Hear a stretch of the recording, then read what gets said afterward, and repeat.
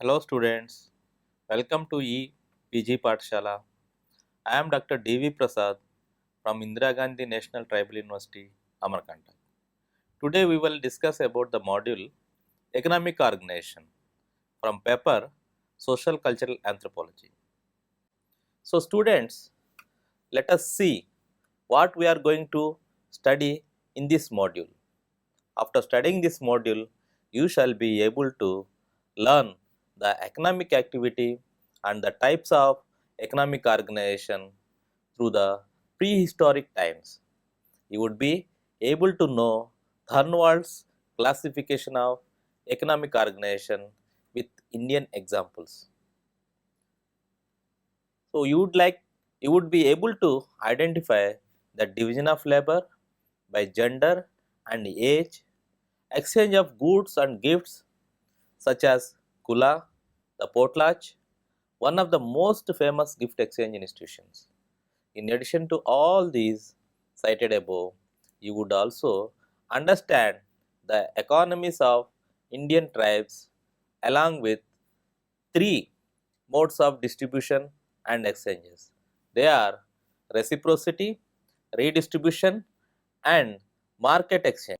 Unlike law and politics, economics is an aspect of social organization that small scale societies have often been thought to lack.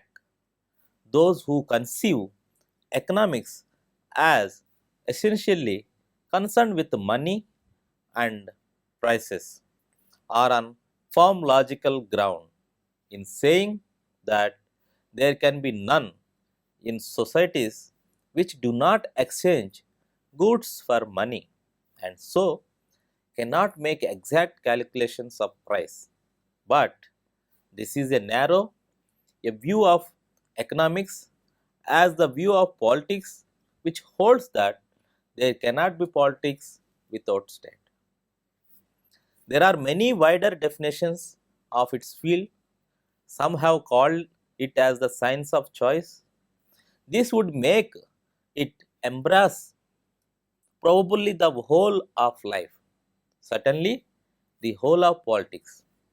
In fact, economics is conceived with the way of peoples manage their resources, mainly but not entirely material, and particularly the choices they make between different usages and these the allocation of scarce means to competing ends.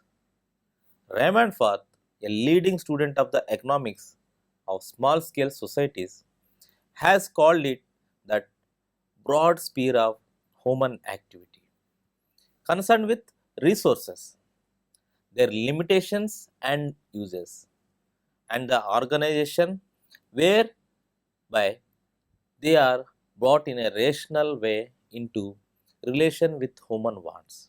Thurnwald's classification. Contemporary primitive economics are very similar to those of prehistoric times. This will be clear when we look at the various types of economic life listed by Thurnwald, some of which concern us directly. They are mainly number 1, homogeneous communities of men as hunters and trappers, women as collectors. The Kadar, Chenchu, Kariya, and the Korwa are some of the Indian tribes falling into this category. Number 2, homogeneous communities of hunters, trappers, and agriculturists. The Kamar, the Baiga, and the Birhor are examples of this type of from tribal India. Graded society of hunters, trappers, agriculturists, and artisans. Most of the tribes in India fall under this category. The Chiro and the Agaria, among so many others, are famous as artisans. Number 4, the herdsmen, the Toda, and some sections of the Great Bhil tribe furnish classic examples in India. Homogeneous hunters and herdsmen. This category is not represented among Indian tribes. The Toda do not hunt, nor do they catch fish or birds. Then comes to Sikhs, ethnically stratified cattle breeders and traders. The Bhotia of the sub-Himalayan region of Uttar Pradesh breed yaks and jebus and are itinerant traders. They come down to the plains in winter and go over the hills right up to the Tibet in summer. Point number 7, socially graded herdsmen with hunting, agricultural and artisan population. Adam Smith pictured the progressive division of labor in a rather simple way. At first, he said human labor was directly wholly to the production of food, but there is a limit to what people can eat, and so a time came when men's stomachs were full and there was a surplus of food. This was available to the exchange for other material goods, in which he maintained there are infinite possibilities of variety, insatiable demand. So, the division of labor in societies of simple technology is not a matter of the full time practice of different special skills. For most purposes, it rests on differences of age and sex. Children and old people cannot do heavy work. Children, though, begin to taught the work of farm and household almost as soon as they can walk. On the whole, it is men who do the work that takes them away from the homestead. Hunters and herdsmen are men. Division of labor by age. Division of labor according to age is also typical of human societies. Among the Jhansi, for example, children are not expected to contribute significantly to the subsistence until they reach their late teens. Freed from food taboos and other restrictions that apply to younger adults, they may handle ritual substances considered dangerous to those still involved with hunting or having children. In some food gathering, foraging societies, women do continue to make a significant contribution to provisioning in their later years. Among the Hadza of East Africa, the input of older women is critical to their daughters, whose foraging abilities are significantly impaired when they have new infants to nurse. In many traditional farming societies, children as well as older people may make a greater contribution to the economy in terms of work and responsibility than is common in industrial or post-industrial societies. For instance, in Maya peasant communities in southern Mexico and Guatemala, children not only look after their younger brothers and sisters but also help with housework. Girls begin to make substantial contribution to the work of the household by age 7 or 8. By age 2, they are constantly busy with an array of chores, grinding corn, making tortillas, fetching wood and water, sweeping, and so forth. Similar situations are not unknown in industrial societies. In Naples, Italy, children play a significant role in the economy. At a very young age, girls begin to take on responsibilities for housework, leaving their mothers and older sisters free to earn money for the household. Nor is it long before little girls are apprenticed out to the neighbors and kin from whom they learn the skills that enable them, by age 14, to enter a small factory or workshop. Typically, girls turn over earned wages to their mothers. Boys, too, are apprenticed out at the early age, but they may achieve more freedom from adult control by becoming involved in various street activities not available to girls. Division of labor by gender. Anthropologists have studied extensively the social division of labor by gender in cultures of all sorts. Whether men or women do a particular job varies from group to group, but typically work is divided into the tasks of either one or the other. For example, practices mostly commonly regarded as women's work tended to be those that can be carried out near home and that are easily resumed after interruption. The tasks historically often regarded as men's work tended to be those requiring physical strength, rapid mobilization of high burst of energy, frequent travel at some distance from home, and assumption of high levels of risk and danger.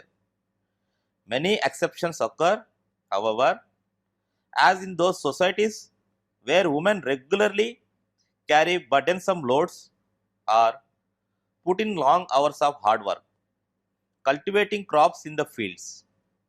In some societies, women perform almost three-quarters of all work, and in several societies, they have served as warriors. For example, in the 19th century, West African kingdom of Dahomey, in what is now called Benin, thousands of women served in the armed forces of the Dahomeyan king, and some consider the women to be better fighters than their male counterparts. In the pattern of labor division by gender, sometimes called the dual sex configuration, men and women carry out their work separately, as in societies segregated by gender, but the relationship between them is one of the balanced complementarily rather than inequality.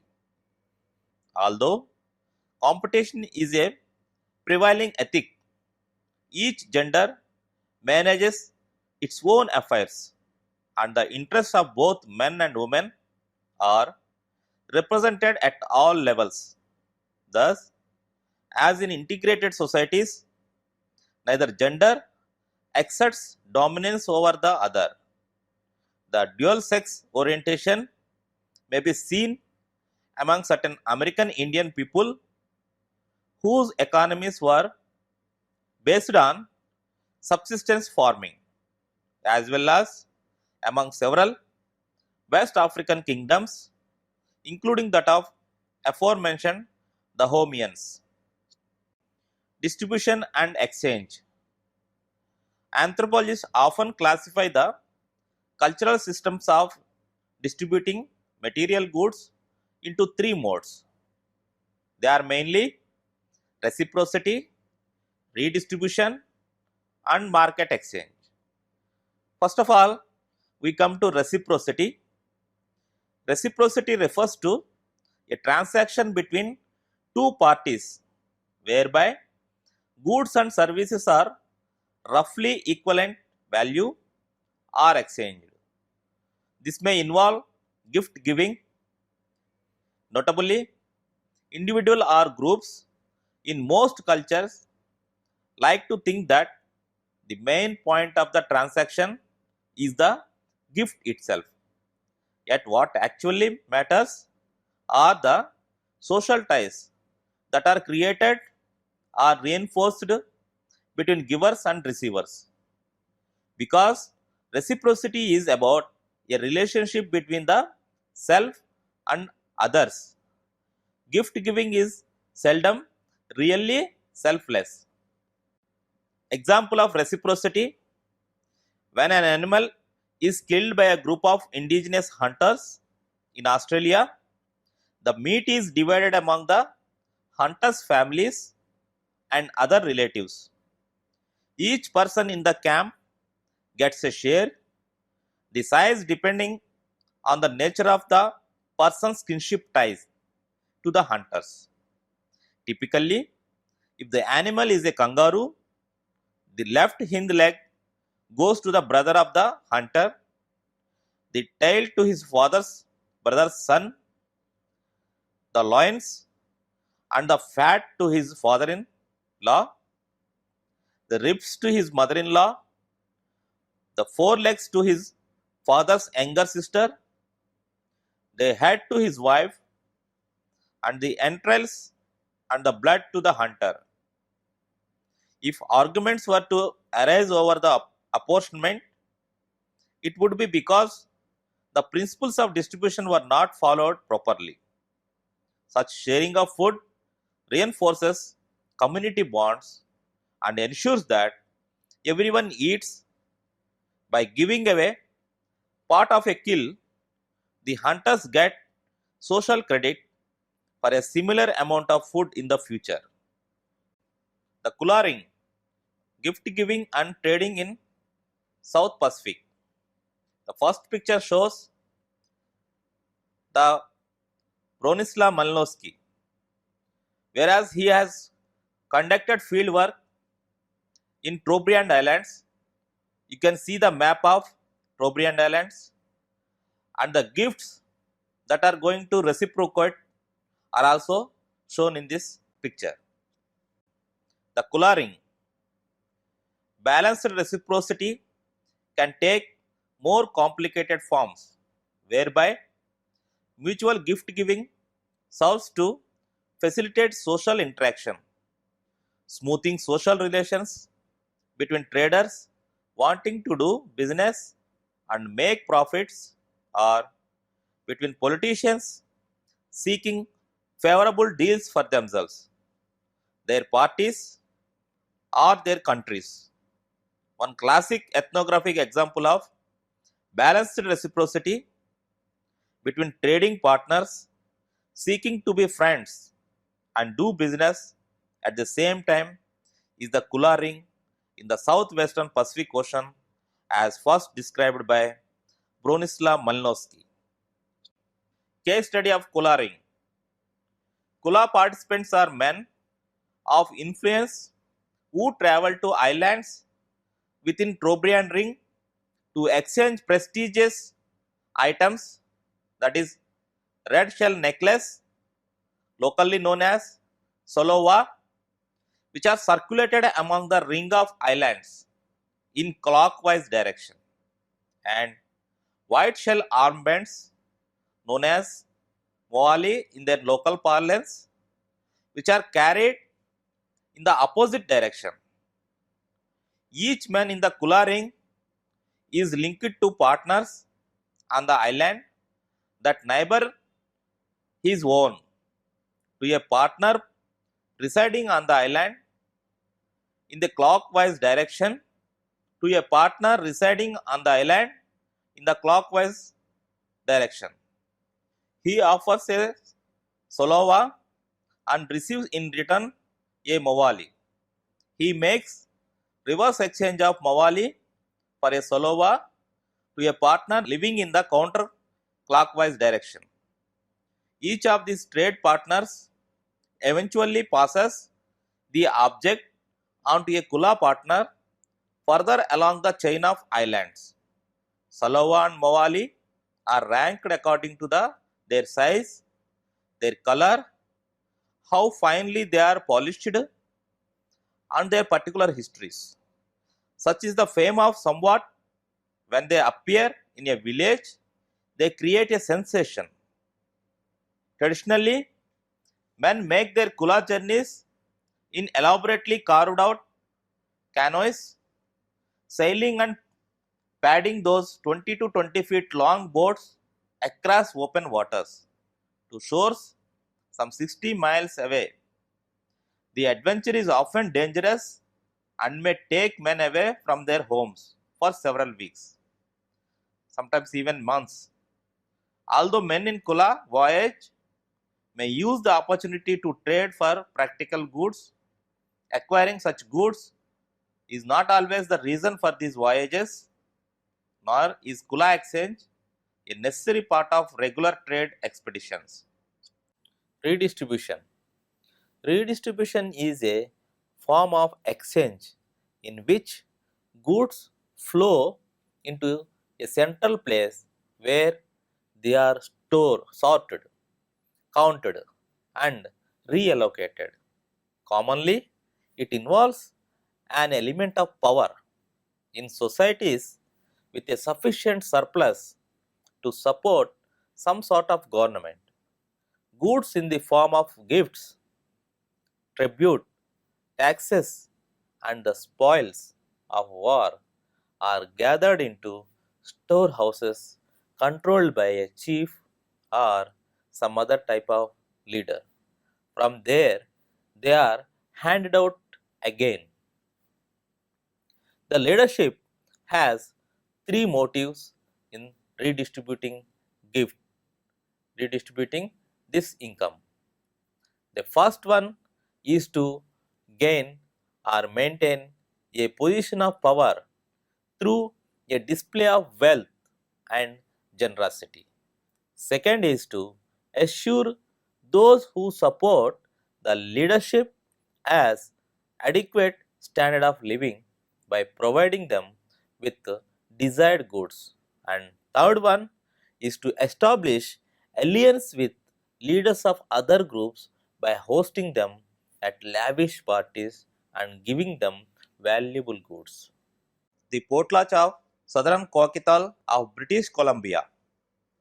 Potlatch means give, and the principle that a gift deserves a counter gift was important in this institution, but it had significance beyond that of linking pairs of individuals in a relation of friendship. A potlatch was a public distribution of goods made both to establish certain claims of the giver and to recognize the claims of the recipients. The Kwakiutl had an elaborate ranking system which placed every man in order according to his degree of closeness, in descent to the remotest remembered ancestor.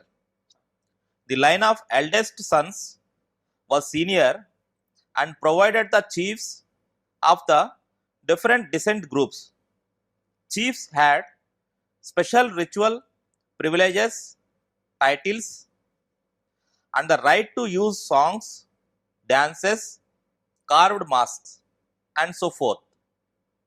But in order to demonstrate his claim to this, that is the claim to be a chief, a man had to give a potlatch, at which he recalled the famous potlatches and other deeds of his ancestors and made the distribution to his guests in strict order of rank. Market exchange. To an economist, market exchange has to do with the buying and selling of goods and services, with price set by rules of supply and demand. Personal loyalties and moral values are not supposed to play a role, but they often do, since the actual location of the transaction is not always relevant in today's world. We must distinguish between the marketplace and market exchange. Typically, until well into the 20th century, market exchange was carried out in specific localities or marketplaces. This is still the case in much of the non-industrial world, even in numerous centuries old European and Asian towns and cities. In fruit producing societies, marketplaces overseen by a centralized political authority provided the opportunity for farmers or peasants in surrounding rural territories to exchange some of their livestock and produce the needed items manufactured in factories or in the workshops or craft specialists living usually in towns and cities. Thus, some sort of complex division of labor as well as centralized political organization is necessary for the appearance of markets. The traditional market is local, specific, and contained. Prices are typically set on the basis of face to face bargaining rather than by unseen market forces, wholly removed from the transaction itself. Notably, sales do not necessarily involve money. Instead, goods may be directly exchanged through some form of barter among the specific individuals involved. In industrializing and industrialized societies, many market transactions still take place in a specific identifiable location, including international trade fairs such as the semi-annual Canton Trade Fair in China, which in spring 2005 featured some 10,000 Chinese enterprises and drew buyers from over 200 countries. Economies of Indian tribes. The economy of Indian tribes are classified as food gatherers and hunters, permanent settled cultivators, pastoralism, shifting axe cultivation, handicrafts, industrial labor. Among food gathering tribes, we have the Birhor, the Kariya, the Chenchu, the Malpantaram, the Kadar, the Andamanis, the Wongi, Jarwa, and the Anadis. They collect fruits, edible roots, and honey from the forest and combine the same with the fruits of hunting and of chase. When it comes to permanent settled cultivators, men and women are nearly equal participants in agriculture pursuits. Thus, agriculture gets central place in the economic activity of the tribal people in India. Prominent examples of agricultural tribes are Oran, Munda, Bhil, the Santal, the Kharwar, Baiga, and the Gond. They practice wet cultivation by transplanting method. Rotation of crops is within the knowledge of these cultivators. They work in their own field as well as in the fields of others as sharecroppers. When come to pastoralism, in India, the famous Toda furnish a classic example of pastoral economy. Their social and economic organization being built around the buffaloes. Bhotia of North Uttar Pradesh are midway between pastoral and agricultural economies. The Toda obtain their living by drawing directly upon milk products and by exchanging the same with neighboring people. When comes to shifting axe cultivation, in tribal India, shifting cultivation is widely prevalent, though it is known different names. The Naga call it Jum. Buhia distinguish two forms of it, that is Dahi and Koman. The Maria of Bastar call it Penda. The Kond refer it as a Podu. and Baiga call it Bevar. And the examples of shifting cultivation are the Baiga, Naga, Buhia, etc. When it comes to handicrafts, the Maria Gone still spirits from the forest produce. Functional classes among the Saura, Kon, Gond devote themselves to cow herding, metal working, weaving, cane working, pottery, and so on. The Agaria are well known iron smelters, producing tools for local use only. The Ghasi made gut from the fibrous tissues of animal. When it comes to industrial labor, Indian tribal people have come into contact with industrial life in two ways. Either they have migrated to industrial areas or industries have sprung up in their areas inhabit. Large numbers of Santal, Kon, Gond have migrated to Assam and taken up various jobs in tea plantations. So, students, let's summarize this module. Like law and politics, economics is an aspect of social organization that small scale societies have often been thought to lack. The division of labor in societies of simple technology is not a matter of the full time practices of different special skills. In this division of labor according to age is also a typical form of human societies.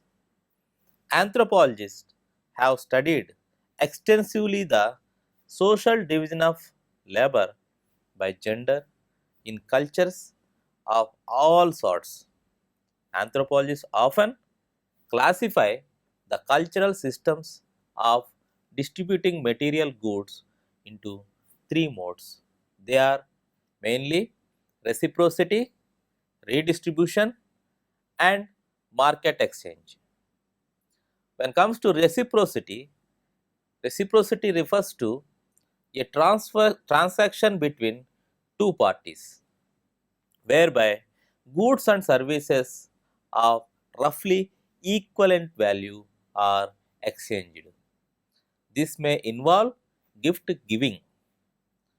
Balanced reciprocity can take more complicated forms whereby mutual gift giving serves to facilitate social interaction, smoothing social relations between traders wanting to do business and make profits, or between politicians seeking favorable deals for themselves, their parties, or their countries. One classic ethnographic example of balanced reciprocity between trading partners seeking to be friends and do business at the same time is the Kula ring in the southwestern Pacific Ocean, as first described by Bronislaw Malinowski. Redistribution is a form of exchange in which goods flow into a central place where they sorted out, counted, and reallocated. Commonly, it involves element of power. The potlatch of the southern Kwakiutl of British Columbia is the most fully documented instance of an exchange system that is characteristic of four people of the American Northwest: the Haida, Dinite, Simhayan, and Kwakiutl. Potlatch means give, and the principle that a gift deserves a counter gift was the important in this institution as in the Kula. To an economist, market exchange has to do with the buying and selling of goods and services. with price set by rules of supply and demand. Personal loyalties and more values are not supposed to play a role, but often do, since the actual location of the transaction is not always relevant in today's world. We must distinguish between the marketplace and market exchange. The source of subsistence and livelihood are varied so far the Indian tribals are concerned, starting from the pure and simple parasitic habit of the nomadic hunters and food gatherers who depend mostly on nature for the sources of subsistence to the settled agriculturalists and the group of industrial laborers. We have the views of different economic setup of the Indian tribals. From this viewpoint of view, we can classify the Indian tribals into six broad economic clusters. Thank you.